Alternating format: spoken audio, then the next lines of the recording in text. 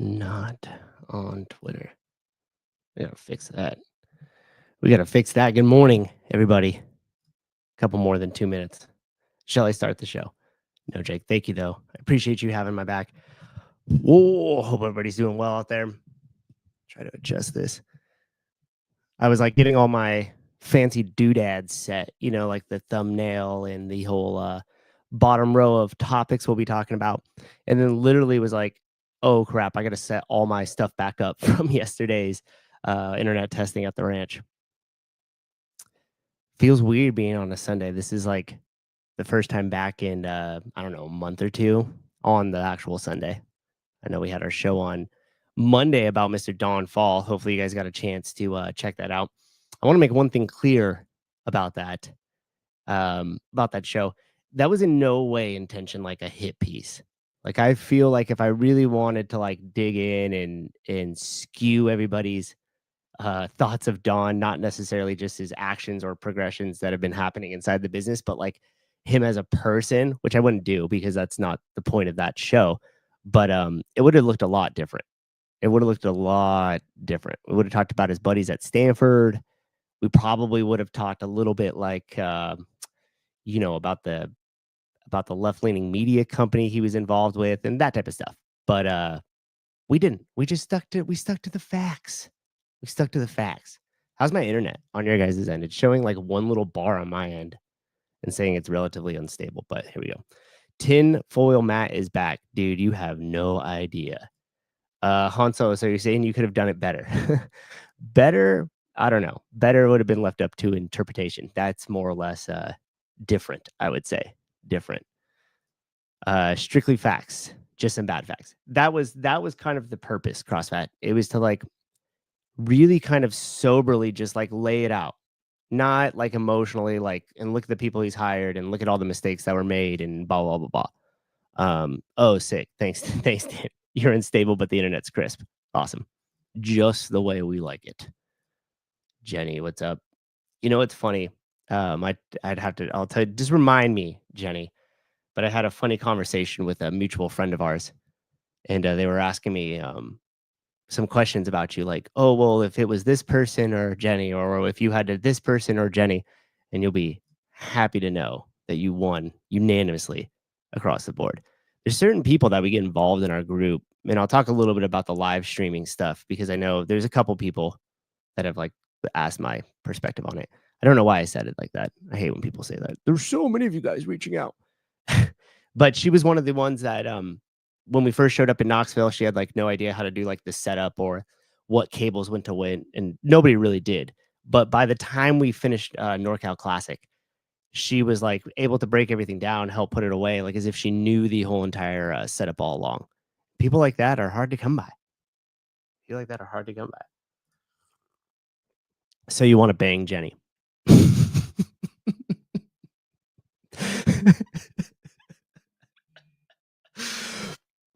It's kind of funny because I was almost gonna make fun of Mike and be like, "Oh yeah," so all of a sudden I'm complimenting her, and then that's where you take it. But like that's kind of just how dudes are, so I can't really fault Mike. But no, that wasn't the point that I was making. It was that she was just a complete asset to the team. There you go. Thank you, Jenny will answer that. Who doesn't? So we got some fun topics today. I wanted just to take a moment just to kind of like chat about the stuff with the live stream was hilarious. I think I might have like overstated how much I hated it because it was such a freaking pressure cooker that first day in Knoxville. And like I definitely thought we would have had like more time, or I would have had a little bit more time to like run through a bunch of tests and stuff like that. And what ends up happening is like you do a ton of these tests, and then there's certain stuff you cannot do until the day up, until you run the race. And with technology, like everything that can go wrong usually will go wrong.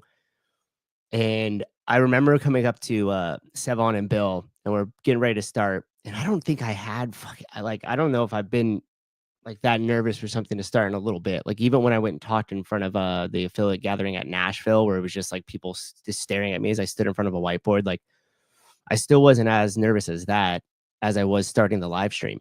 And it's funny because none of you guys even saw me on the live stream. Like I was never forward facing, but it's still like I knew how much of it was kind of riding on my shoulders, whether it was gonna turn out well or not. And I told someone and Bill, I go up to him, I'm like, hey, I'm kind of freaked out. Like when I schedule all these shows, I'm not really sure. Like when I hit the button now, like I'm like unclear as to which show will start. And I was like, so just roll with me. They're like, hey, don't worry about it. We got you. Like, just let us know. And of course, as soon as I hit the button, day one live stream starts on day 3. And I'm just in this complete scramble as far as like trying to figure. I'm like, okay, shit. And there's nothing I could do. Right. And you had all these like hundreds of people waiting on day one, as they should be, because that's what it said. That's where it should have popped up as. And I hit the button, it pops up on day 3. And then so I quickly try to just switch out the title of the show to day 1. People I knew would figure it out, so they start migrating over, completely confuses the audience. That original audience that was there at the start is like cut in half. So then I'm in this full like panic, like, okay, I think I got that squared away. It looks like it's going well. And then the comments come pouring in that there's no audio. And I'm like, holy shit. So I'm bringing up and this is all software based because this is a new technology with the Videocaster streamer. And so I'm bringing up like the screens to see the audio levels and stuff like that. And I'm like, okay, should I find which connection they're coming in on? And all of a sudden I realized that I cannot make a switch once it's live, like meaning the software is set. Since I didn't bring up that channel ahead of time to make sure that that audio feed was coming in live, there was no way I could fix it. We had to stop the live so then I could go around and rearrange the audio stuff and then bring it back up live. And that was awful because I think it went for like 16 minutes or 17 minutes with Sevon, Bill, and Wilson Pack, the event director of Syndicate. And I was just like, holy shit, dude. Like and you guys didn't hear any of it. And then I brought up a new stream and we were able to get the audio going. And then slowly from there, I was able to smoothen it out a little bit. And the funny thing is like with my laptop and the way that was set up, right? Now this is going to get into the screensaver shot. And the way that was set up was I wasn't sure how to bring in the graphics package, not the ones that are stagnant on the screen, but like the lane assignments, the leaderboard, that type of stuff. So there was another feed coming in from another monitor, which was like my laptop as well. And that was essentially just a mirror image of what was happening on my screen. And I didn't realize that when the when the screensaver popped up, it would literally spill over and then show the screensaver to the live broadcast.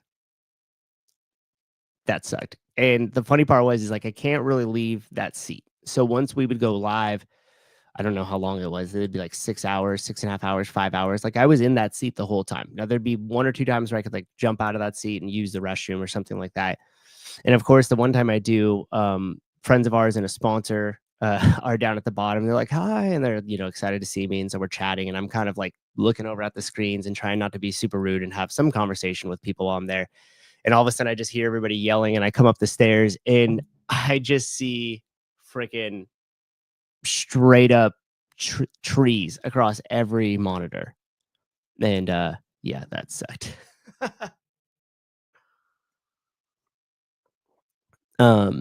Christine Young, is this your apology podcast? Hell no. Hell no. Apologize for absolutely nothing. Fuckers are lucky. Lucky you had it.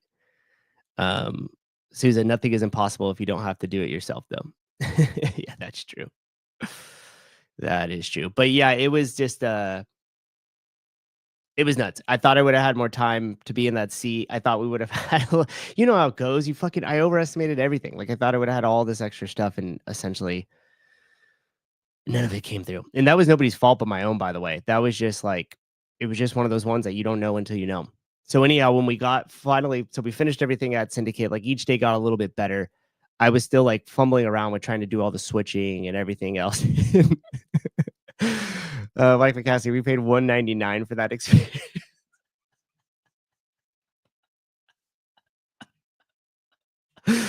And clearly you weren't let down. That's actually hilarious. That's a hilarious comment.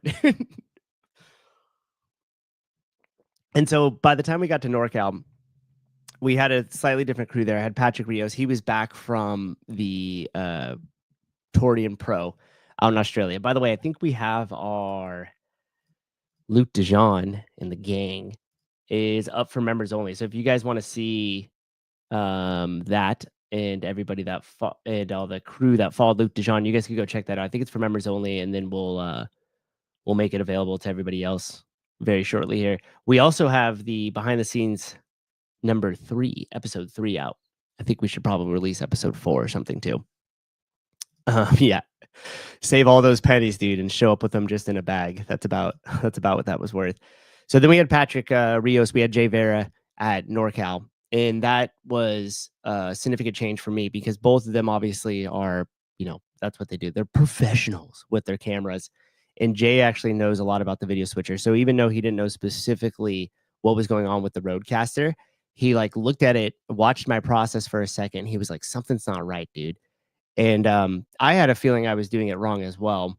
Anyhow, long story short, he basically gave me a quick 101 on how to use it. And the way that I was using it versus like the way that it should have been used was 2 completely different things. The only thing I could really compare it to is like you gave somebody a car and they pushed it everywhere they went and was like, yeah, I got here in my car. And you're like, dude, did you push that here? You know, the thing drives itself if you just get in and start it.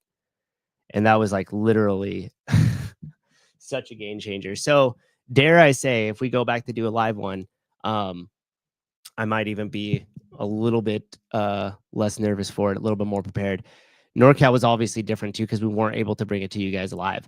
Now, I will tell you, we spent, I don't know, Jenny was there, Barkley was there, Sivan was there. When we set up that first day, we probably spent like 8 hours troubleshooting the internet. 2 hours of those was on with like the people from support, where we were literally going through all the different ways that we could get that PEP link to work and to keep the stream signal strong. We took this Starlink, we put it on a Great All, which is like a really big forklift. We boomed the thing like 60 feet up in the air. We went and bought 100-foot of cat cable and extension cord to try to make that work. We did multiple different things. Like we really exhausted all the options. And here's the deal. I was able to get it live. The problem is that there was 2 options when we had it live.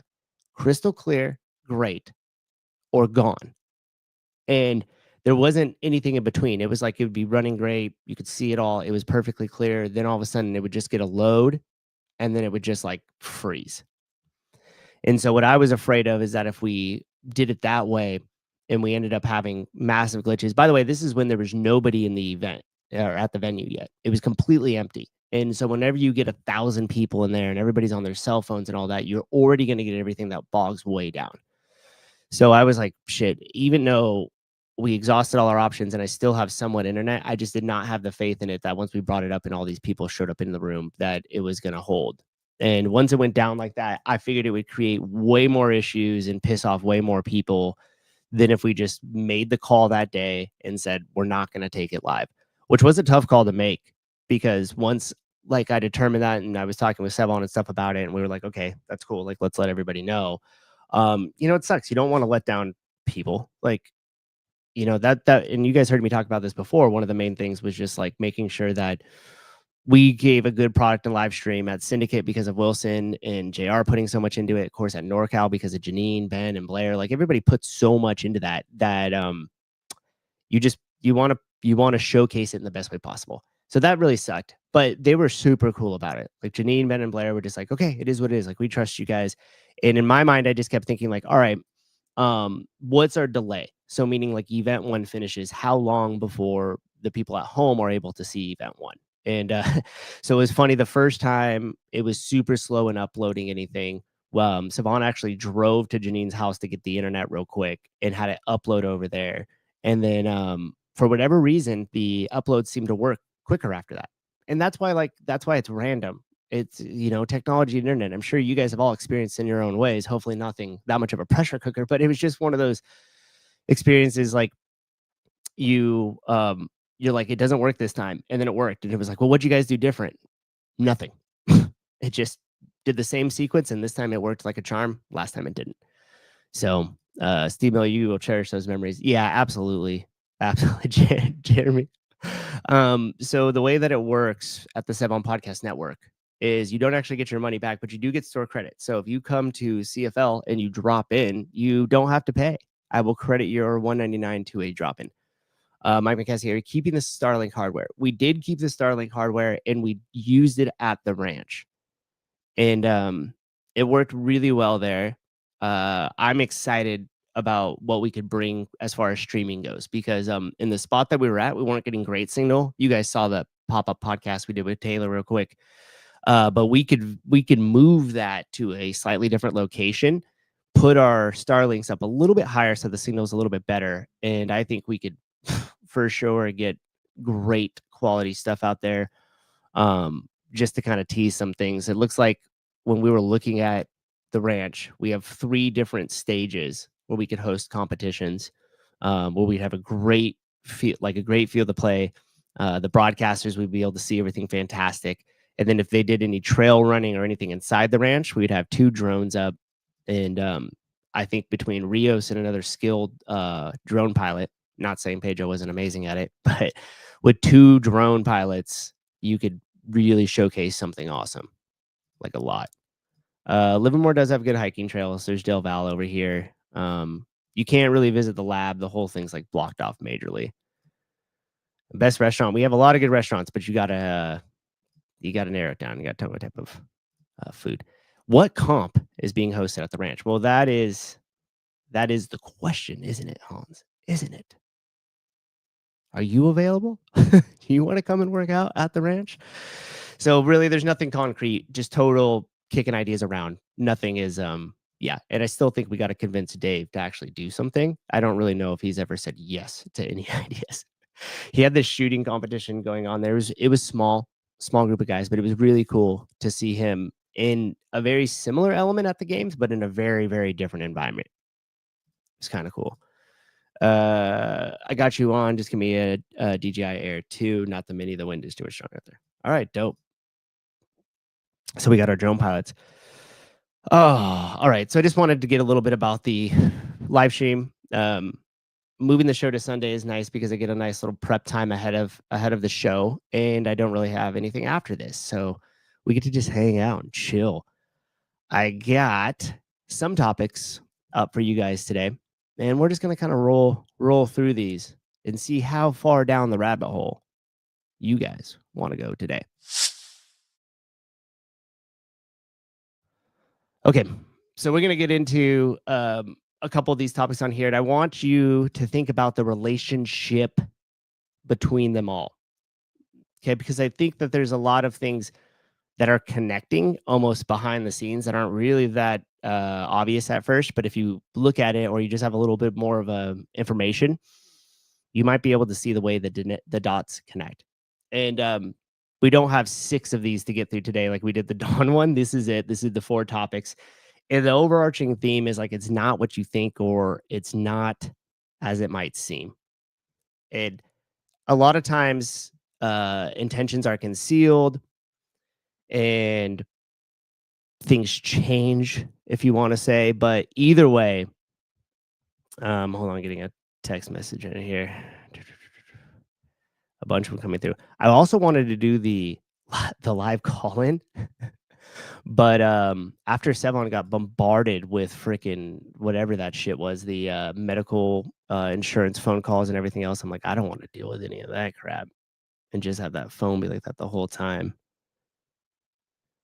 All right. Okay, reading through some stuff here. So the first one, and I got some clips to go through this, and we'll see if we can find the relationship between the two. Let me do this and rotate. Sorry, deleting distractions. All right, here we go. So if you guys don't know who Peter Thiel is, we're not going to go into a big history lesson about him, but he was one of the original founders of PayPal, and then he started this company here, Plantier, and there was an interesting interview with him. He looks a lot different too. The way some of these people age is crazy to me. They almost just look like really unhealthy. But I want you guys to listen to this. My very specific question for you, right, is that you're an investor in AI, you're deeply invested in Palantir, in military technology, in technologies of surveillance, and technologies of warfare, and so on, right?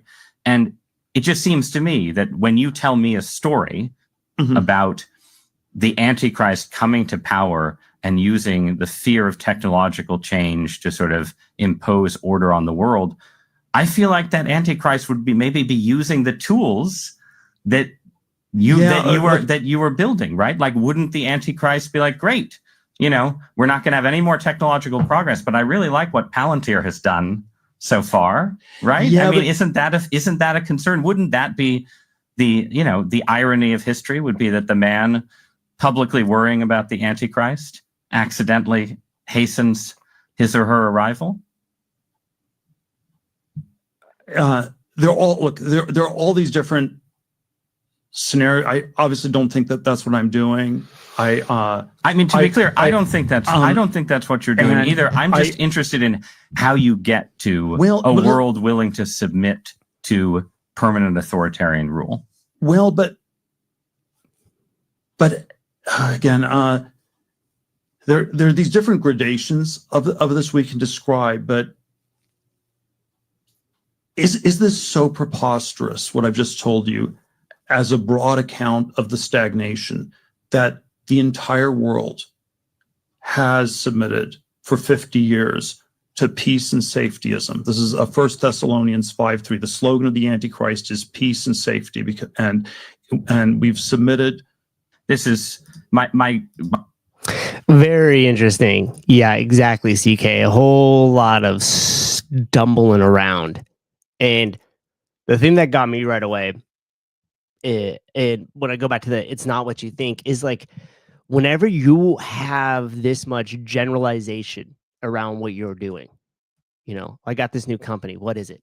It does this, this, this, and this, and this, and this. And then you're either left like kind of confused or concerned. And you're like, well, what do you mean? And then in this case with Peter Thiel over here, he starts stumbling around. Well, it's about different, granulations, and we could control the technology. It doesn't have to be, a total authoritarian. And you're watching them and you're like, what is this? Like, it just looks great. Like, why wouldn't you address something like that right away and think, okay, this is the concerns the public are going to have, so let's just spearhead this and talk about it and say, like, hey, look, here's some parameters we put in place to protect people's privacy, or to protect any safety or any data information that individuals might be sharing with us. And the thing is that when you have the technology that is able to track everything you do, and then you back that with machine learning and algorithms that are able to have this predictive value on your behavior based off of what you're doing, the things you're searching, where you are, like, it gets really weird. And we know this to be true in terms of like palm readers and stuff, right? You get these people that have this really good predictive value and will come in and kind of start profiling somebody, and then they start like, oh, do you have a cousin that's lost? They're like, yeah, I do have a cousin. And so all of a sudden they start to see things that look like it's magic, but really it's just a strong predictive value on your behaviors or what you're going to do based off the context. And the more and more data that is being given to these larger companies, the more and more accurate those predictions get. And this has been going on for much, much longer than just the 2000s. There was a famous case with Target where they started using a lot of predictive stuff on your purchases. So they would look at what you bought at Target, and then they would say, based off of what was purchased, now let's profile this individual. And what they really were targeting is women that were pregnant or became newly pregnant, because they found through some statistics that if I'm a pregnant woman and I'm shopping at Target, and I'm doing that while I'm pregnant, and then I have the baby, you have this weird subconscious attachment to Target and your baby and shopping there and the safety of it and all this stuff, right? And so they're trying to utilize purchases to determine if women were pregnant or not. And what they did, this is back in snail mail days, they sent a bunch of coupons to this house for diapers and, baby shit, right? And it turned out that the woman her father got a hold of all this stuff. Well, he got super pissed off and was like, why are you targeting my daughter with this baby shit? She's only 16. Got super mad, sued Target, and went into this whole case about it. And long story short, turned out his daughter was pregnant. And then they had to go ahead and deal with all that. But he was basically saying that they were taking information without the consent of the consumer, using that information to build a profile on them and then target them with ads based off of that information. This is the world we live in now. So you can imagine that that was happening back then when they were then had to mail that person coupons because that was the only point of contact they had. They couldn't advertise it on her phone. So if you think for a second that any of this stuff is new and that companies have not been using predictive algorithms since the 90s, you're out of your mind. It's just become extremely accessible to where us at Media Launch could utilize it just by scraping certain data points or building profiles off different people's interests just from public information. So you can imagine now, if I have all the information that goes into your search bar, if I have all the information when you go back to ChatGPT, if I have all your medical information and all of that, how crazy would our predictive value on our machines be able to get to start to profile you as a person or your behaviors or any of this? Like, it would be scary accurate. And then now imagine if you gave that to some sort of central power. The ability to control society, even at a subconscious level, is nuts. The implication there is crazy. And the thing is Peter Thiel knows it. And that's why when the quiet part was said out loud, like, wait a minute, would this be an all-seeing, all-knowing, authoritarian techno government? How do you stop that? Once you let the genie out of the bottle. Since it's Sunday, we'll give a church thing for you guys. I like this. You shall know the truth, and the truth shall make you free. John 8:32. And it's always the ones that are screaming like fraud, or it's always the ones that are the loudest and most vocal first, are usually the ones that are doing exactly what they're screaming or fighting against. So watch out for Mr. Peter Thiel and what they're doing over there. Now, you could go further down that rabbit hole. We won't do it on this show, but there is a lot of connections to government funding that he's getting and being kind of ushered into, I don't know, certain portions of the government that you wouldn't necessarily be able to without the favor of Trump and his people in there. Now, this one might hurt some of you guys' feelings because I queued that up on purpose. There is a reason why these are in the order that they're in. And as we move over to the Make America Healthy Again movement and the Cali means here, I want you guys to think about the collection of data, the importance of it into the future, and then think about in terms of biometric data. How important would that be? And we got RFK here. This is relatively recent.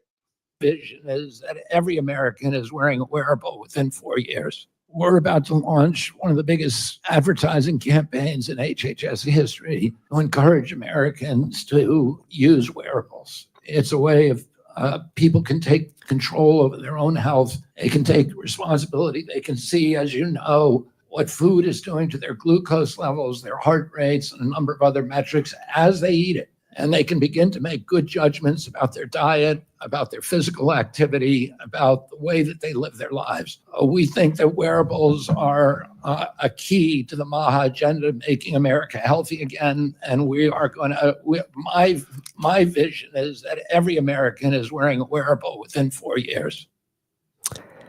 Yikes. Okay. So we have RFK here that has, you guys have all heard his, famous campaigning speech that every single day he prayed to God that he would put him in a position to save America's children. He is put in that position. And what I heard from this, and maybe you guys heard it differently, please let me know in the comments if you did. We are going to run the biggest advertisement campaign that first portion of that for me is almost more important and more telling than him saying he wants wearables on everybody in the United States. Here's the reason why. If he has the ability, the resources, the reach to have a massive campaign, why in the world would you do that to sell something? When we think back on what curbed the appetite for cigarettes in America, it was the massive campaigns about educating people on cigarettes being unhealthy. So if RFK really wants to stop the chronic disease and make America healthy again and has the resources to have these massive campaigns and advertise, shouldn't it be around education? Shouldn't it be around what the processed foods and sugars are doing to your body? Shouldn't it be around exposing corruption in the exercise science and the medical field because of these big corporations like Coca-Cola, the American Beverage Association, the food companies? Like, why would you choose to spend those resources on selling people a product in the US when you could simply educate them on how fucked the whole entire system is? It needs to continue to happen. There was a couple of things that I did agree with. And again, with politics, you're always fucking sandwiched between like, I liked that idea, but this one seems kind of weird. And then the other idea seemed good, right? So what I mean by that is when he talked about the welfare state and the SNAP. So those type of things get for the welfare, for food that they give out and stuff like that, the government does. And he was pushing for no sodas to be purchased in that. Like, you're not allowed to buy soda, you're not allowed to buy candies and certain type of things. And that I agree with, because all is the government doing right there is being lobbied by big food, so that way their foods can be purchased with government subsidies, and those same foods are making those communities sick, which is fine because then they get pushed into the medical system and they start accruing all this debt and everything else. So it's just this cycle that we put specifically poor people through that need government aid. And when you hear that, you're like, okay, that's something I could get involved with. That's something I could get behind. But then when you hear this wearables thing, you're like, what the, whoa, that took a weird turn, right? CrossFit, where we at here? No tech companies doing it for free without data rights. 100%. Can they do both? Like a good thing and a bad thing, you mean, Judy? I don't, maybe I missed a comment up there. Clarify, and we'll discuss that. No, Souza, that makes sense. Politics needs money first. Then everything else. Man, Carlos, I wish you weren't correct, but you are absolutely correct. Like, it's like, oh, yay, oh, they're gonna do something helpful and moral and yada yada. And next thing you know, everybody gets put into their positions after they're done campaigning, and Trump put them all in their places. And now all of a sudden we're getting sold fucking wearables. His vision isn't necessarily a healthier food supply as much as it is, and this is his own words, the biggest advertising campaign we ever did for wearables. All right, so let's play that out. Everybody gets wearables. Oh, maybe they'll even get the government to subsidize them. Wow, wouldn't that be cool? And then you have somebody like Peter Thiel, who's developing a company that's going to take all that data there. And then you have wherever the company's wearables and how they get their data and where that data goes and what companies they sell it to. And all I keep thinking about is now we're going to wear this fucking thing that's going to tell us our biometrics and tell us if we're healthy or not. And it's going to send that back to all the medical insurance companies. And at first, it's going to be sold to healthy people. Hey, if you do this and allow us to track your health data through your biometrics wearable here, we'll be able to lower your health insurance. Unless, of course, we get some metrics that start to give us really early predictive value on illnesses and cancers and other things like that. And so you have a low cost for insurance. And then maybe all of a sudden, as it's predicting things, that insurance cost starts to rise. So now all of a sudden you're given more accurate data and the ability to leverage cost and need off of that before you yourself even know what you're dealing with, or the medical institution does. And when you start to think about that, and then in terms of like the facial recognition stuff, and then in terms of like all this social credit and these type of, like all of a sudden it just gets so fucking weird when they have that much data, and they being government entities, major corporations that are using that simply to sell you back something. It's not for your own good. It's crazy to me. And the reason why I put the Cali Means and stuff up here is because, as you guys know, Casey and Cali Means kind of had this rise to the top. I posted a couple of things on my Instagram about they potentially being corporate plants or controlled opposition. And that makes a lot of sense to me, because if I were trying to keep this whole thing tight, it's like, okay, well, let's give them a little, let's put these kind of superheroes, let's talk about what people are talking about. And then as we build trust, let's kind of just form that into this product. So we did a little digging, of course, and we looked up some of the stuff for the means here. Casey and Cali Means. Let me just find my notes. So the first thing that I thought was interesting is like, how did they rise to popularity that quickly? They had their book, Clean Energy or something like that, it's called. And then all of a sudden they were on all these major podcasts. They were just everywhere. And they were seeming to say all the right things, which, here's the interesting thing. I feel that when I listen to a lot of those people speak, they're essentially talking about the 100 words of fitness. They're essentially talking about the CrossFit protocol, but they're not really landing on it. They kind of like dance around it a little bit. And for me, when I listen to stuff like that, I'm like, fuck, why are you guys dancing around it? And why haven't you got involved with CrossFit? Why haven't you looked at some of that stuff more closely? And all of a sudden you start to realize, oh, they're connected to their own companies and they're selling their own products. And then it makes sense to me, because if I were wanting to give all this information out and then say, by the way, guys, I have the solution. Here it is. It's called TrueMed. It's called Levels. You could use this and track all your data and blah, blah, blah, blah, blah, blah, blah, blah, blah. But really, if you were trying to truly just help, and you really wanted just to make everybody healthy and give them the resources and tools to be able to do so, wouldn't you specifically talk about something like the L1, where then you could say, hey, by the way, it's completely free. Go down, download this PDF, share it with all of your friends, start to do it. There's a couple of suggestions on how to start. Here's the workout. Here's the diets. Here's all of this. Like, all of this is free.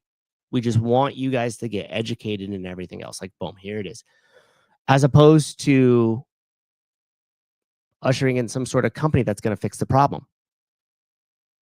Like, oh, well, here's the deal. Now you could wear a continuous glucose monitor tracking, and you could wear our little wristband, and you could take your blood panels and all of this, and it's all under the umbrella of all this company, and you're going to get all this great data back and everything else.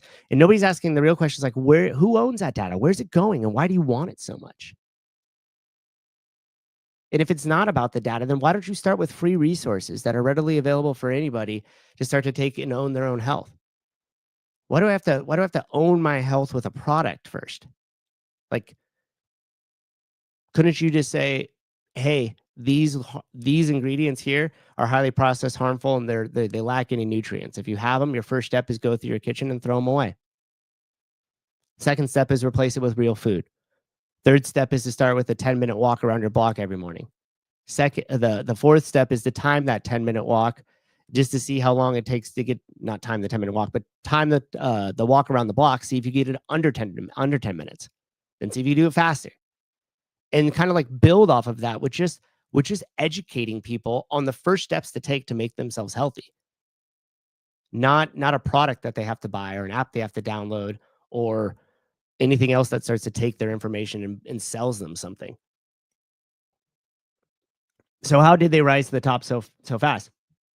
So Casey Means was nominated for Surgeon General, as you guys probably know. Oh, the co-author of the book Good Energy, with her brother Cali Means, who was also nominated for president for Surgeon General. He was the initial pick, and then he was withdrawn. Now, right away, you could see they're kind of one and the same as RFK. They have a lot of the wearable tech promotions, especially because they're literally co-founders of Levels and TrueMed, which are companies that are going to benefit from this. And I was going through and I was thinking, okay, who's their parents then? Like, where was the connection here? And sure enough, they have parents. Wow, what a shocker! Grady and Gail Means. Now, isn't that kind of interesting? Because you have Callie and Casey, guy and girl, and then you have like Grady and Gail. I don't know. That was weird, right? Anyhow, not to go too far down into that, but Grady, the father there, had a career in government, in consulting, and he was also an author. Wow, isn't that strange? Got our book, Good Energy, helps give us expertise. Now we know how to navigate the government, consulting, and getting our foot in the door with there because dad's going to help us out. Oh, and it just so happens that we have a couple companies too that are going to back what we do. And so I dug a little bit further into the dad there. And so he was a House assistant of the Vice President of the United States. Nielsen Rockefeller was the vice president at the time. And Mr. Grady Means was his assistant. Grady also had written a lot of books on management, economics, politics, religion, as well as numerous newspapers that he was involved in as well. And he's a managing partner of a company called Price Waterhouse Coopers.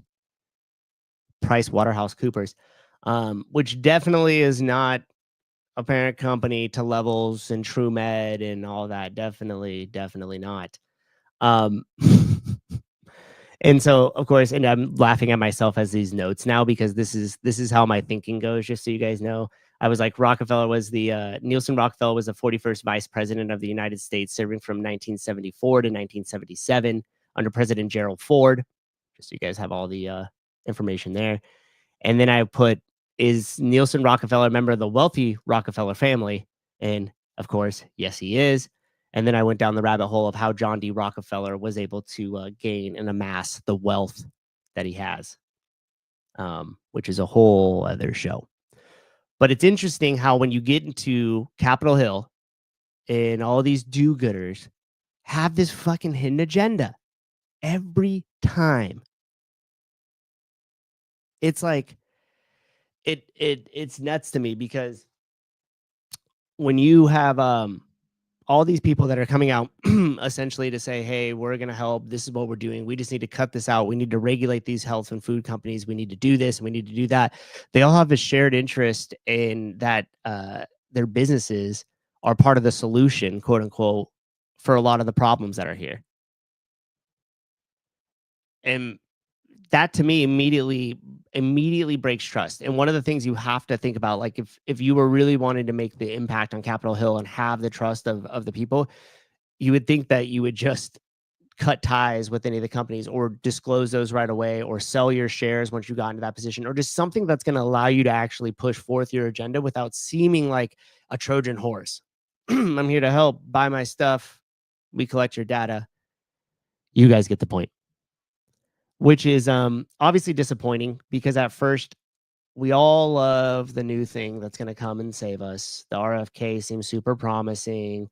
He was anti-big pharma. He was questioning all the vax. The Callie and Casey Means were saying all the right thing about metabolic derangement and everything else. And then at the end of the day, they're just now pushing their agendas and selling their products. But don't worry because Don's got our back, even though, as you guys saw in the thumbnail, he was hanging out with them there. And ironically, 2008 financial crisis, Hans. I mean, do you know how nuts that is, right? Jeez. There's a referral link back here. That's funny. I clicked the wrong button in the referral link. How did Greg originally get connected with RFK? Was it through Emily? Yes, it was. So Emily had the connections with RFK, or does have the connections with RFK, and had introduced Greg to him. And she was really on the Make America Healthy Again train and was getting nice and close with a lot of those people. I do believe it had to do a lot with like broken science and stuff like that and the corruption that was being exposed. I'm not sure what the relationship is now, but yeah, pretty interesting, right? Isn't Greg's original story much the same? Not in the sense that Greg's dad helped him into anything. It was kind of just the background that Greg was exposed to. And as Greg said, then he was the black sheep of the family and got into fitness as opposed to like the sciences like his dad was. But then essentially all that early training and that environment that he grew up in still came to the surface and turned and made CrossFit. So I don't know. I don't necessarily think it's exactly the same approach. It's not like his dad started a fitness company, started a training company, wrote articles and did all this other stuff too, which like you could almost see the path that like, and there's nothing wrong, by the way, with the means his dad's helping them. Like I don't fault that at all. You always kind of be the boss's son or whatever, but like I'm not like I don't fault anybody for that. I just think that it should probably be talked about a little bit if you're trying to be a position of trust in the government, especially around people's health. And you just kind of appeared out of nowhere. Like you could just talk about it, be like, yeah, my dad worked for this person, blah, blah, blah, blah, blah. That's how we got in. So is Bobby Kennedy heroin addict turned Republican black sheep, I'd say. Oh, okay. You're carrying him to RFK. Okay. Yeah, I would say that's a fair comparison.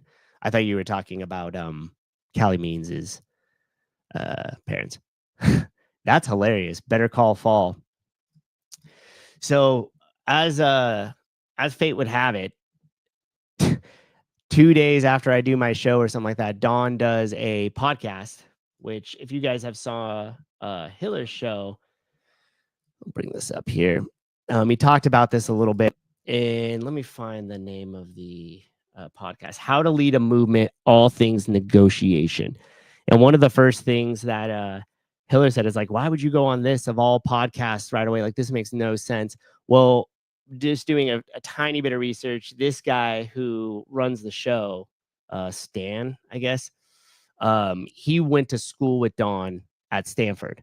I saw right away. And Dawn has another buddy that he went to school with at Stanford. And you could see this like cohort of Stanford MBAs that probably all graduated roughly around the same time and are now kind of all doing business together.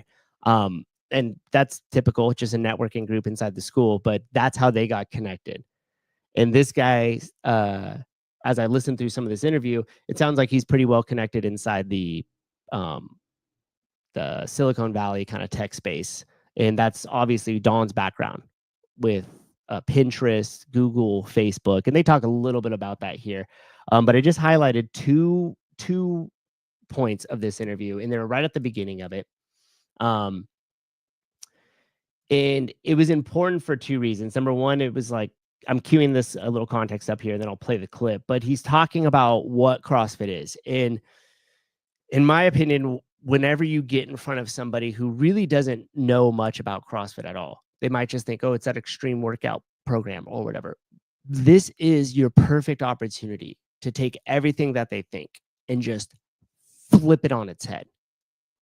And I loved doing this. I still love doing this a lot. And it really helped me with a couple of the corporations that I worked with, Hormel Foods, Winte. It really helped with the fire departments, with the Air Force.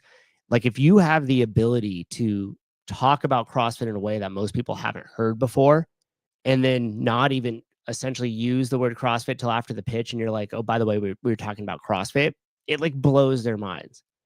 And so Dawn had this perfect opportunity with this guy to do exactly that. And instead, well, we'll let him do the talking points, and then we'll break it down. I want to make sure it's not at 2.5 speed. We'll speed him up a tad here. All right, here we go. You know, that concern coming in, your first workout is CrossFit's hard. You know, what we promise is incredible outcomes, but shared suffering along the way. And this is where the community comes in. So I think, you know, along the way, what we've seen is we've got these authentic stories grounded in results. CrossFit works. It's undisputed. It changes people's lives. along the way, we've got this community that supports you through those hard moments. So there is your first month at CrossFit, your first couple of months, it's going to be particularly challenging, but you're going to be surrounded by people, whether they're affiliate owners, they're coaches, they're members of the community who have a shared set of values, who have been through exactly that same journey. You're going to have someone, if you're a middle-aged dad like me, there's going to be a middle-aged dad like you in that class who's been through that journey, supporting you along the way. And so I think for us, that's been a really powerful, getting people in the door and then supporting them through that challenging moment. And then we can see this, we hear it from folks, we see it in the data. If you stick with it for a month or two, the results and the power of the community take care of itself. Folks are stuck. It must be really.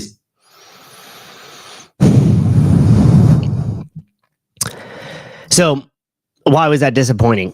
Well, there's clearly a topic of discussion around metabolic health and everything else. We just talked about it with the means and RFK, and this is really popular with the wearable stuff that's happening now in Silicon Valley and all the tech giants that are really trying to get on top of that. The pitch should have been changed to speak to that audience, or to speak to the people that have no idea what CrossFit is. I would not have said anything about the difficulty of it or all that. I just would have immediately talked about the differentiator that CrossFit has versus any other workout methodology you could do. And you could have started the same way. Yeah, CrossFit is tough, and then just start to go into a ton of the stuff. And if you would have had like Greg always had these little nuggets that he could just bring out and say a line and then move the conversation in that direction. And when you come into a pitch about CrossFit or to somebody, as you look at the audience that you're in front of, morph it to them. So in this case, I would have said, like, what is CrossFit? CrossFit is the only fitness methodology that is also coming not only with coaches, but a dietary protocol. And we are the only one that have the capability to reverse diabetes, to get people back to metabolic health, to track it in a way with your coach that shows the results that are happening over time. And as a byproduct of that, you get around a really great group of like-minded people that are on that same path. And then I would have went back to the metabolic health portion of it. And then I could have grounded it again in the workout. And then I would have went back to talking about the metabolic health of it. And then I would have grounded it in the workout. And then I would have taken this guy to the deep end. It would have started talking about like the different corruption and everything else. Like, you have to move the conversation to that. The reason why is because nobody else is going to talk about that. How many fitness brands do have anybody outside of the fitness world have interest in? CrossFit has always been one of those brands that people are interested in. You don't see a ton of like interviews with like Orange Theory CEO or F45 or any of these other comparable boutique fitnesses. So why even say the same shit? I mean, what differentiator did you guys hear in there? CrossFit's hard. Okay, well, working out is hard, especially to anybody who doesn't work out at all. CrossFit then seems extreme to those people. So, okay, you get a community and there's going to be another middle-aged dad there. I could go into any boutique fitness thing and find a community and a workout that's going to be difficult. Why? What do the affiliates possess that matters? Why do I want to go in there? Those are the type of talking points that need to be immediately addressed. Not trying to make it seem like, oh, well, we're just kind of like everybody else, and when you go in there, you're going to feel loved. It's like, that didn't sell it to anybody. And I view your role as a CEO is you have to constantly be selling your vision. Constantly sell your vision. Like, that is your number one thing. You do it internally to the people that are working for you, and you do it externally to all the people who aren't. And when you have a great CEO and you have a great founder, they just can't shut the fuck up about the vision and the direction of where they're going with the company. I mean, you get around Greg back in the day and it's like 2 or 3 words in, and next thing you know, he's spilling out the vision. He's talking about it. He's telling what the affiliates are. This is the power that you possess. And he's empowering the affiliates, empowering the coaches, selling that vision. And when I hear something like, oh, well, CrossFit is inherently hard, but you know what? Like, there's going to be people like you in there and you're going to have this great community. It's like, what does that do for any of us? And whenever I view a CEO or even an athlete a high level athlete is speaking to a podcast or a host or something that isn't inside our normal ecosystem, like it's your responsibility to position it in a way that people are like, wow, I didn't even really know that about CrossFit, or wow, I didn't even realize all that. Like you have to do it in a way that just changes people's perspective of it. And if you can't, like nobody's following that. And at the point of now, I think there was like what, a 30% reduction in the open participation in the open. I'm hearing rumors now that the affiliates, which I projected at like 9,800, something like that, using AI in the CrossFit map, is actually lower than that number, because some of it's skewed because there's grace periods if you haven't paid for a period of time and they didn't necessarily kick you off. So we could be down below 9,000 affiliates now easily. So your number is almost digressed by 50% towards its peak. And that's all right if you're spilling out this vision and you're very like strong and this is where we're going, this is the direction, and you're losing people just because maybe they're like, oh, that's not for me. So the people that are left over are the strongest, most, vocal portions of the community to rebuild. But that's not the case. People are just falling off because what is there to really follow now? Like, you have to fire people up to want to come in and do the hard work that it takes to coach and run an affiliate. Like, you have to. And if not, you just start to see them give up. And we haven't really seen how it's going to shake out in terms of the economy and what prices will happen with warehouses, which, as you guys know, most CrossFit gyms go in there. Like, there's so many different factors that go into owning an affiliate that you have to really have people have people need a strong purpose and a strong sense of belief in what they're doing to go do all that shit that is so fucking hard to build a CrossFit affiliate. Fergie, what's up, man? I feel like I haven't seen you in the show as well. Hope you're doing well. My affiliate closed. The two closest gyms de-affiliated. Crazy. It's, oh man. Okay, we got one more Dawn clip. And now this one sums it up. If you guys haven't seen already, I got the chance to chat with Bill and Chase. We did a show. It's called "Are the CrossFit Games a Sport?" And that show is a lot of fun. I had a great time with them. I was actually preparing that conversation for this show, and it was perfect when they asked me. But anyways, you guys should go on there and check that out. One of the things I talked about at the end is how in the world can a CEO or executives that are so far removed from the day-to-day jobs that affiliate owners and coaches are doing and have no experience in those jobs, how could they lead those individuals? How could they lead those individuals? And you could say, hey, well, we would get a good group of them around us and do this. And it's like, I don't know. And I'm not saying, I'm not necessarily saying like you've had to been a 10-year affiliate owner, all this, but like you should definitely go and experience that. Like, just show like how crazy would it have been if Don was like, yeah, I'm the new intern for CrossFit. And I actually went to 5 different affiliates and coached there for 2 days and followed the owners and shadowed them and just took in as much as I could about their experience as affiliate owners.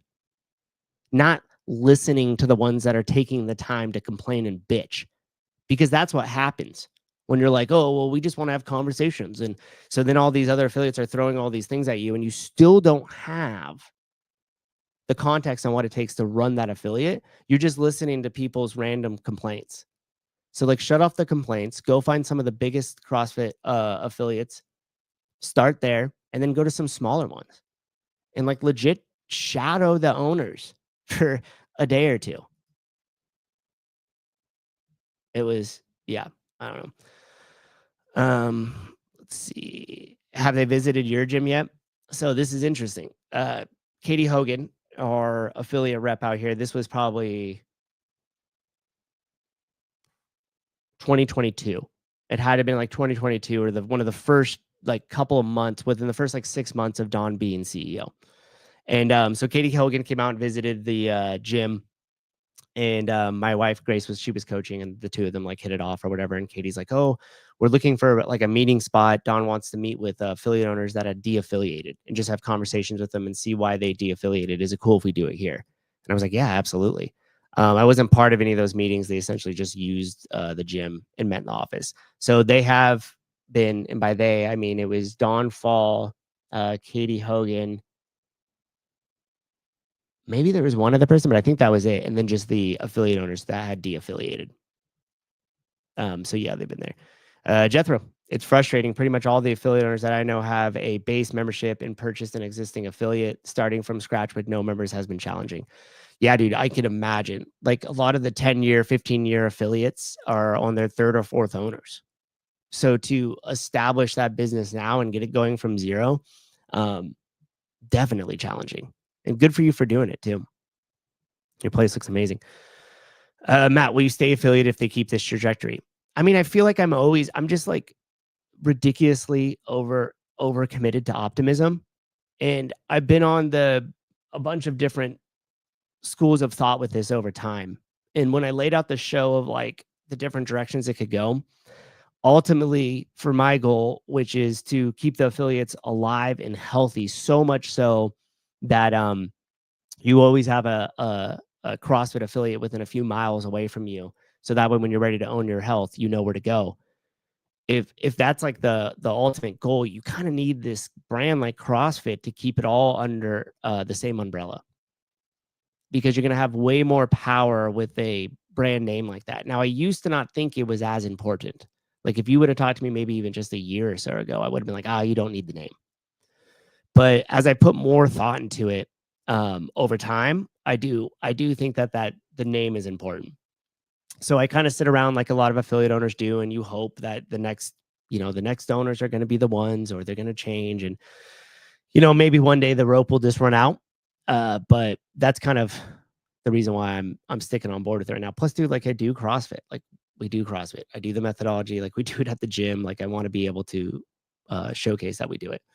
When does new ownership take over? I haven't gotten the call yet. They haven't given me the keys to the castle.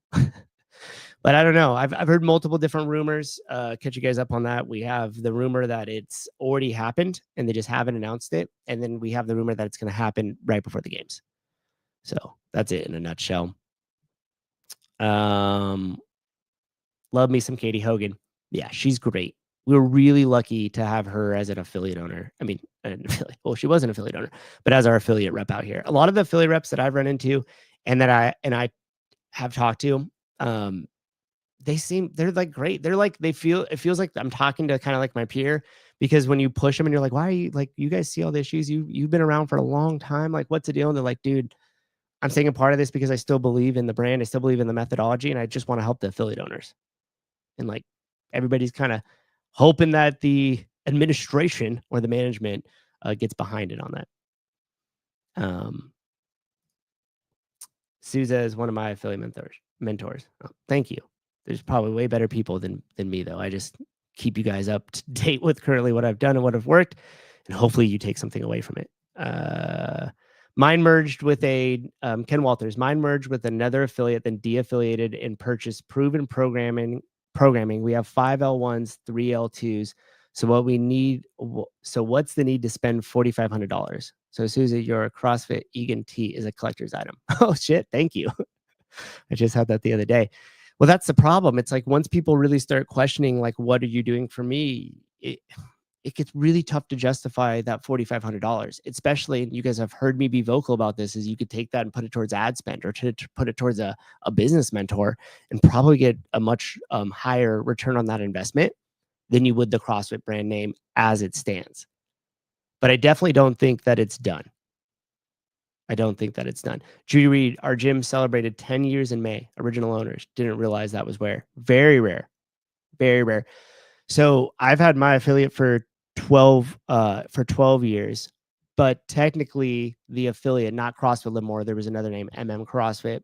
I bought that gym in 2013, and that gym had been around since 2010 or 2009. So if I would have kept the same name, which was like CrossFit or whatever, it technically would have been since 2009, but we changed it to CrossFit Livermore in 2013, and that's kind of where I roll with. Jake Chapman, why do you get your wife an anniversary present each year? Why do you get your wife an anniversary present each year? To show that I care. Good analogy. That was one of the things I was like most excited about when I first signed up for the affiliateship with CrossFit Livermore. Was like, I thought, and this is something that I would do now, but I thought that I was going to get this like welcome to the family package, you know, like a little box was going to show up and you get your CrossFit banner and you get some sort of like booklet. I don't even know what the booklet would have, maybe just pictures, just a picture book. And, but you would get some sort of like welcome package, not in terms of materials, like to tell you what to do, but like a, hey, we're excited. Like you're a part of the family now. Maybe you get like a t-shirt, you get like a banner. They do have an affiliate playbook, so you could print and do that. I'd put like the state of the industry report in there and like, you know, just give like a bunch of cool stuff just to get the affiliate owners like fired up once their name goes through and they become official affiliate. I always thought that would be cool. I thought in my mind I was going to get one back in 2013. I didn't, but it just would have been a nice gesture. A nice gesture. The MetFix welcome pack and Christmas card was a nice touch. Weird. They had the same idea. What a coinkydink. Okay. This is the next piece with the downfall here. We got away from that for a minute. Let me find it.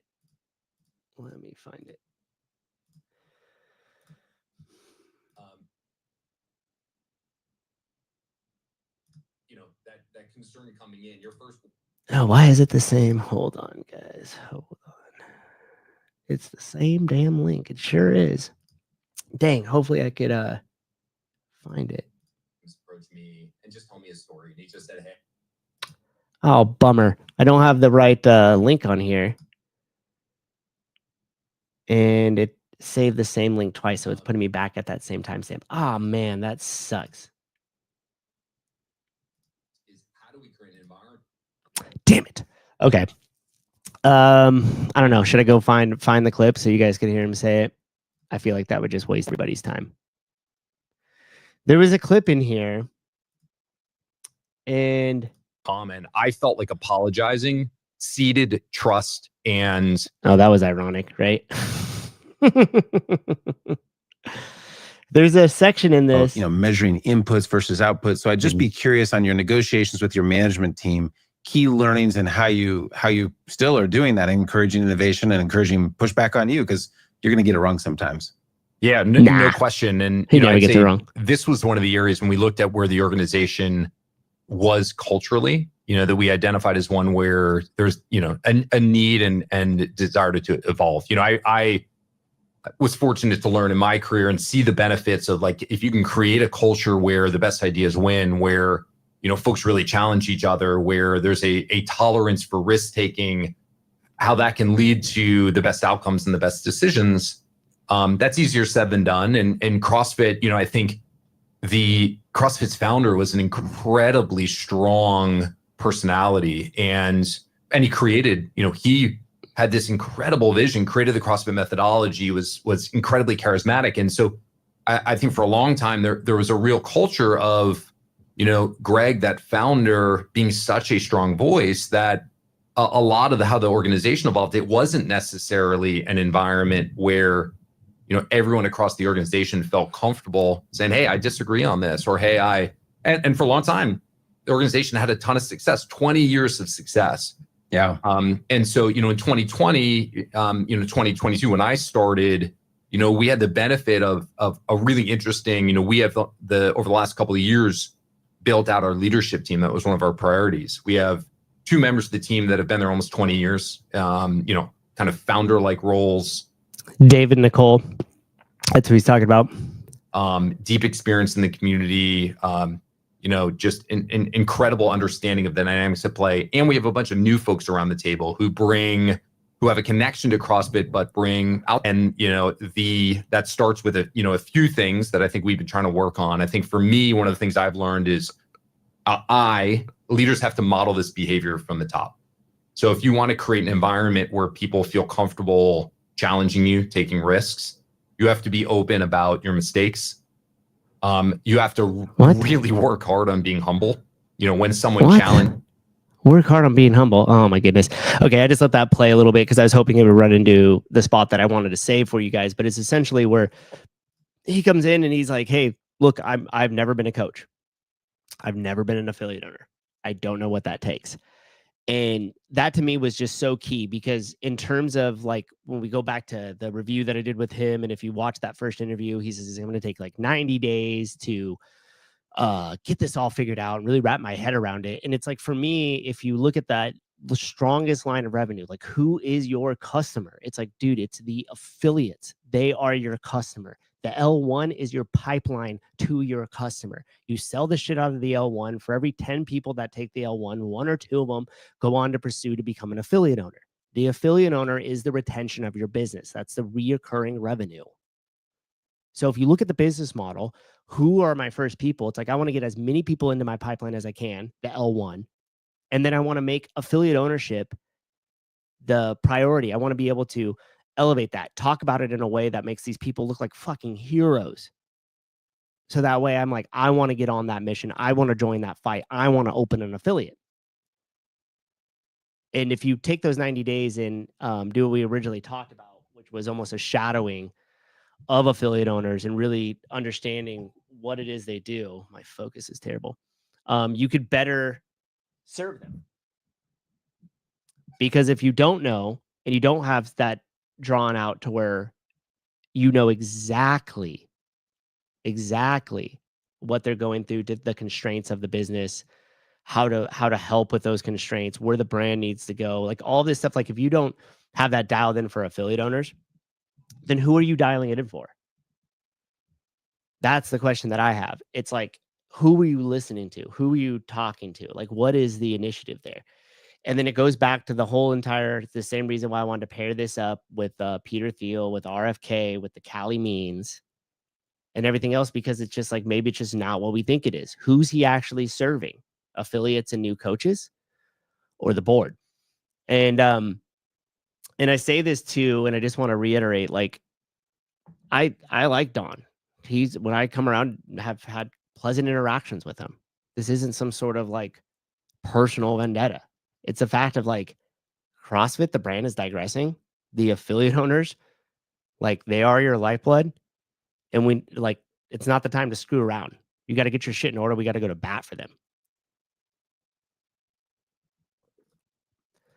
CK, Souza, why is it so hard to understand? I don't even know if it's like, I mean, I agree. I see it the same way you are, but I don't know if it's like hard to understand or if it's just not in their agenda. My wife signed us up for an F45 class in a different state, Arizona, just so she could do a mini High Rocks. And many of the local CrossFit gyms in Vegas are doing High Rock classes, probably without High Rock's approval. Probably.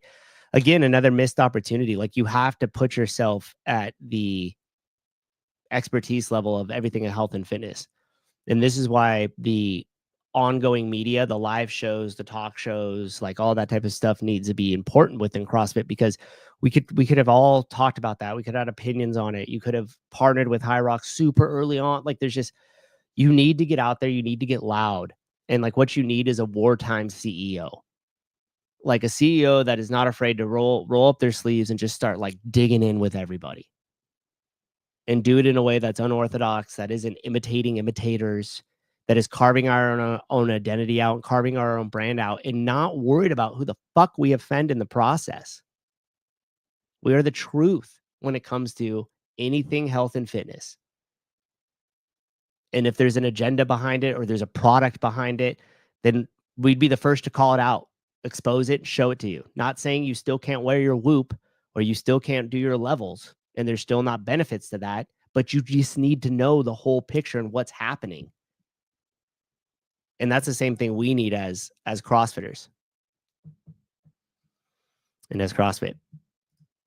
So you guys could go check that interview out. There wasn't too much, like, I'm not going to recommend it just because there wasn't a ton of talk about CrossFit. It was kind of like almost like an intro to Dawn a little bit. And there's just a lot of fluff in there. And I think why it's getting so tough to like continue with the fluff talk is because we're all just fucking wanting so much more. So much more. Here's our last topic. The tea. Okay. The tea. So I got a little image for this one. Oh yeah. Wait, hold on. Right before we dive into that, I saved this photo for you guys, which is kind of like the tea. So this was in September of last year, and there's Dawn on Capitol Hill, and looks good in a suit. And there's our boy, Callie Means, Chris Palmer. Yeah, interesting. Oh, that's funny. What about the Lazar incidents? Any thought? Any thought leader? God, some people. All right, here we go. I think this was just posted and I saw it, and it's going to kind of round out. Yeah, 2 hours ago I saw it, and it'll just round out our discussion here. The Metfix tea. As you can see in this comment right here, Hiller is hot on this take.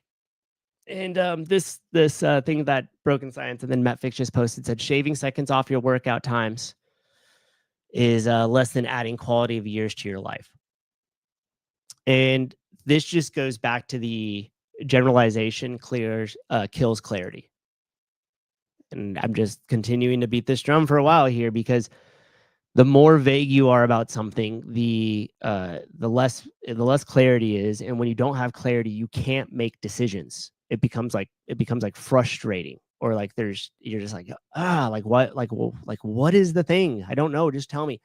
And I think that it, like anything else, like even when you see with like the WFP, and a couple of these other things that have popped up over time, that's why Hiller put the Calm Down Ben Berger on. It's because everybody wants to take CrossFit and kind of give their angle or their spin on it to say that they're not CrossFit, but then the foundation of what they're doing is CrossFit.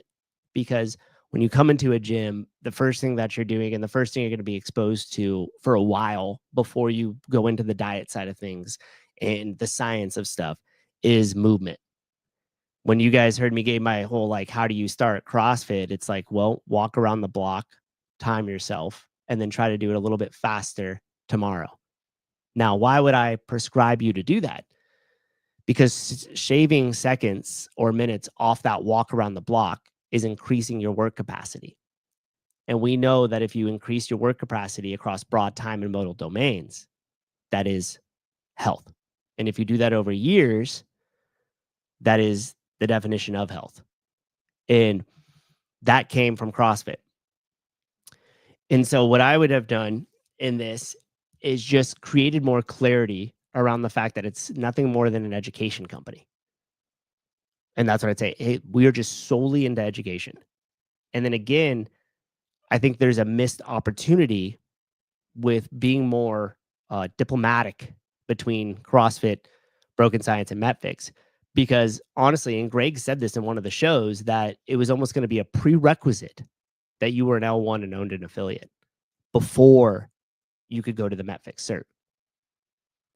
And so if you're going to be doing a higher level education company around nutrition and the mechanisms of reversing chronic disease, to me, it just sounds like a perfect complement to continuing to learn about metabolic health, which is the CrossFit is the foundation of reversing chronic disease. So just say that we're an education company. And then honestly too, if you can, you do some sort of partnership with CrossFit, so that way they could get continuing education credits for taking the courses. And I think where it gets a little muddy there is, as they had said, like Greg's involvement, he's the Pope waving from the balcony, or he's doing the weekly calls, or like whatever. And ultimately it's he's funding it. It is Greg's company. There's no denying that. Now, whether he's writing articles for it or he has any say in the day-to-day stuff, that is not. And he's also said that as well too. So it's essentially he's kind of laid this foundation and then queued it up for the folks over at Broken Science and for MetFix to kind of run with it. Now, I just think it's just a fact of like, don't even compare it to CrossFit anymore, and then try to even partner to some degree as you could with them. I mean, it's the same thing the WFP should have done. Straight up asked Dave after our show, I was like, hey, what would have happened if the WFP would have reached out and said like, hey, we want to own semifinals. Like, we'll work with you guys and we'll be like we'll take that all on and we'll partner up. And Dave said, I would have had a conversation with them about that.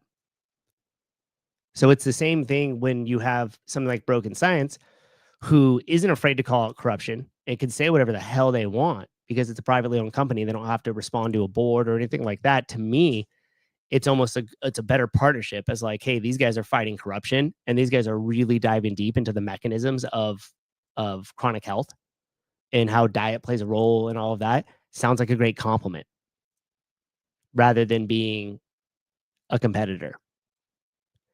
And the frustration comes from like Hiller and others is because the whole theme of this is it's not what you think. And so the second that trust is like broken or people are questioning the angles, just like they are with RFK, Callie Means, Peter Thiel, like once that the waters get muddied, it becomes really tough for me to make a decision on how I feel about this. And then you start looking for like, well, what's the hidden agenda? And whether there is one or there isn't one, it forces you to kind of look down that path. Now, one of the things, the other thing they could do too is just basically come out and be like, or yeah, we are a CrossFit competitor. There's Pepsi and there's Coke. Here we are. What are you going to do about it? It's riding that line of the middle that creates the ability for the conversation and for it to get super unclear, which then ends up just making you look bad because now you feel like you're trying to cover something up. So I will say this, that having worked closely with a lot of the people on that team, they're absolutely amazing. Every single one of them. Except there's people that are on that team that you guys aren't necessarily aware of that do a lot of the behind the scenes stuff. Not like you would know them. Not like they're like, oh, they're CrossFitters. And it's like, but extremely talented. Extremely talented. And especially with the technology and stuff like that. And so, yeah, it's almost like this. There needs to be some sort of unification across the board with all these things because we're all kind of pulling at some point. I've used the dead carcass analogy a lot. Like it's just a bunch of vultures picking off the dead floating carcass of CrossFit. But at the same time, all of those entities could come on to kind of uplift and help support each other in some way too. It's just interesting strategies people take. And I think a lot of it is just ego involved. You know, and if it's not, you could just come out and straight up say like, hey, we tried this or we tried that. It didn't happen. But it's whenever it's unclear that starts to create people's skepticism. And then that usually turns into some sort of negativity. CrossFit isn't dead. Yes, Jake, you're right. It is not dead. It is not dead. I haven't died on the hill yet. And so to sum that up, like I was saying, all the people that I've worked with were great. They're great. They're great people. They're great people. And just like I think Dawn is great too, and this other stuff, it's like there's a difference between personalities and looking at kind of the business side of stuff, like objectively, and just how it relates to you and ultimately what your goal is. And the T is interesting. Athena Perez's journal post on this the other day was so well written. Yeah. Avery, the day Souza considers de-affiliating is when I will worry. I know. It's like, who knows what's going to happen with CrossFit after the sale and even where the company goes in general. But I think the one deal that would break the whole thing is kind of that black swan event where you just get everything just kind of like fragments And then there is no true like North Star anymore because they're like, we're doing CrossFit, but we're not. And we're doing this, but we're not. And it's functional fitness, or it's hybrid training, or it's high rocks, or it's a sport, or it's not a sport, or it's chronic disease, or it's diet. Like once it starts to get too fragmented like that, then I think we're in some real trouble. Are we sure it's Malik's group? We're not sure about anything, Matt. You know that. But we have strong, guess we could say, strong ideas about it being Malik's group. Yes. I don't know how to navigate that. That's, as far as I know, that's the main group. I've heard rumors of other people coming in and making offers, or even like throwing more money at it. And I don't know any names of those people. And every single time, none of it seems to stick. Like none of it seems to actually be real. It's just like, that group. Remember there was that gymnastics. I even heard a rumor that like Dawn was putting together a group to buy it. Wouldn't that be crazy? What if Dawn bought it and then was like, psych bitches, I was just doing that shit to get in the game, son. And he's like, fuck the board. And then just like goes hard the other direction. And all of a sudden I'm on a show here and I'm like, Dawn's the man. Souza 10 out of 10, 71.5 out of 10. Oh man. No, that show's great. Christine, we sold our affiliate in 2017. It's been there for 16 years, still open. New owner was head coach. Yeah, very typical. Very typical. All right. Well, that's basically the show. Got about an hour and 20, and thanks for hanging out today. Like I said, I try to have some sort of themes here and a purpose of it. Hopefully you got something from it. And then we just kind of rounded out with the weekly tea. Because how are you not going to address the whole Hiller Metfix battle and give your 2 cents? You got to at least throw your 2 cents into there. And just to wrap that up, because I could see people being like, you never gave an opinion. Here's the opinion. Either completely just admit you're a competitor, be like, yeah, fuck you. We're CrossFit 2.0 and here we go. Or be more diplomatic and create a partnership, like a public partnership. That's what I roll. That's what I roll with. Batman must win. Batman must win. All right, guys. Confused about the battle. Oh, you're still confused about the battle. If I can bring clarity to it, I would say that it drives Hiller absolutely insane. My words, not his. When people aren't forthcoming with what their agenda is and what they're doing.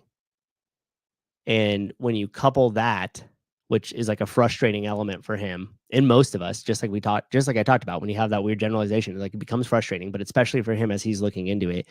And then you couple that with their attacking CrossFit, which I, like a lot of the group is under the impression that you kind of need that brand to have this movement. He gets really protective over it. And we all do. And he does what he does. He has those conversations in the public forum. He talks about all the time. He doesn't want to talk to so-and-so on the phone. He's going to come on here. He's going to give his thoughts, and it is what it is. So that's pretty much the battle there, Christine. I don't know if that helped or not, or just made it worse. It feels like my parents are divorcing all over again. I wouldn't. That's a little extreme, Will. Christine Hiller's video with Taylor on the topics were very good. Yeah, you could go check that out if you want some more on that. That helped.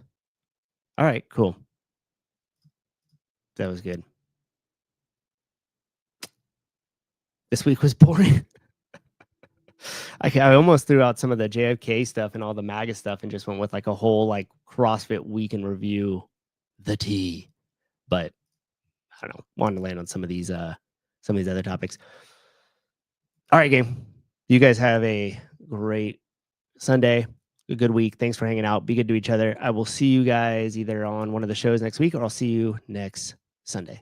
Bye-bye.